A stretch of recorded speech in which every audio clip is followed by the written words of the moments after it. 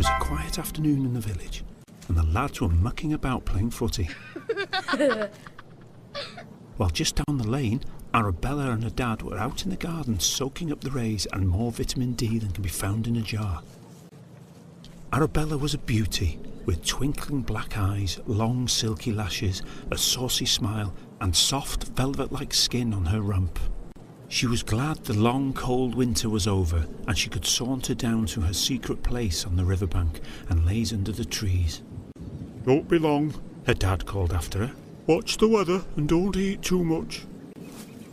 She sniffed the air. She could smell spring.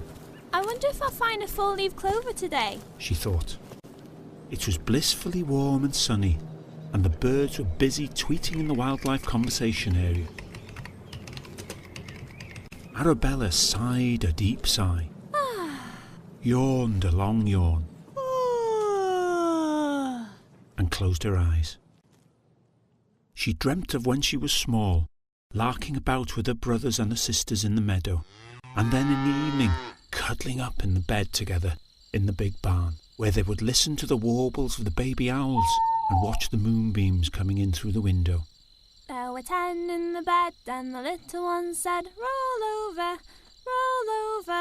and they all rolled over and one fell out. They had all disappeared one by one, leaving Arabella, the youngest, on her own with her dad. She woke up with a jolt as she remembered having her ears pierced. The sun was high in the sky. She guessed it must be lunchtime. She gazed at the clover and grazed a bit, but she knew not to eat too quickly, as there was a family history of indigestion. But before she knew it, she had gorged and gorged until she couldn't eat any more.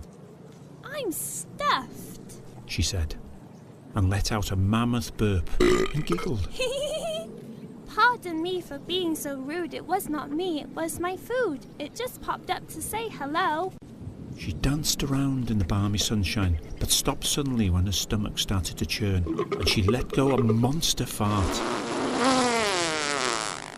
Now it's gone back down below, she sang, and immediately felt better. But it wasn't long before the collywobbles had started, and she couldn't burp and she couldn't fart. She was blowing up like a balloon. Her eyes were popping and her legs were shaking, and she was soon shaking all over. Jelly on the plate, jelly on the plate, she wailed. Wibble wobble, moo, moo, moo. I want to go home. It went dark. There was a storm with thunder and lightning and massive hailstones. One hit her in the eye. Ah! She caught one in the mouth. It was as big as a football. Another hit her on the head. Ah! She fell down into the mud. "Quick, quick!" The farmer yelled. Just as the vet came to let out all her gas, Arabella burped and farted and burped. Then the lads appeared, and they lit all the burps and farts. Clouds of red dragon flames belched from her mouth, and a right royal blue bonfire blew out of her bum until all the gas was gone. "Too much clover in the spring," said the farmer. "I did warn her," said her dad, licking her face. He took her home and looked after her until she was better. Soon it was time for the agricultural show.